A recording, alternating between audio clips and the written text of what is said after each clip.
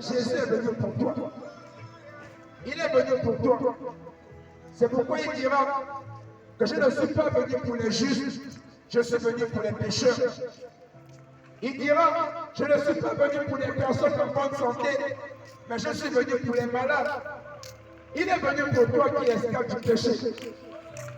Est-ce que tu escapes du péché? Est-ce que tu sens que tu as besoin de Jésus? Est-ce que tu sens que dans ton cœur, tu as besoin de ce Jésus? Il t'appelle. Il te lance la paix ce soir.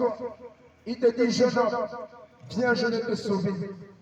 Jeune fille, viens, je vais te sauver. Peu importe ta religion, peu importe tes coutumes et tes traditions. Mon frère, la religion ne peut pas te sauver. Les coutumes et les traditions ne peuvent pas te sauver. Tu as besoin de Jésus. Tu as besoin du Sauveur. Tu as besoin du salut de l'humanité. Tu as besoin du Sauveur du monde, mon frère. Jésus de Nazareth. Je disais un jour à quelqu'un que dans la vie, tu peux faire des erreurs. Dans la vie, tu peux faire des bêtises. Mais je disais à cette personne que même mourir sans Jésus, c'est la plus grosse bêtise qu'un homme puisse faire dans sa vie. Quitter ce monde, accepter que la mort te surprend et que tu n'as pas cru en Jésus, c'est la plus grosse bêtise à ne pas faire dans ta vie. C'est la plus grosse bêtise à ne pas faire.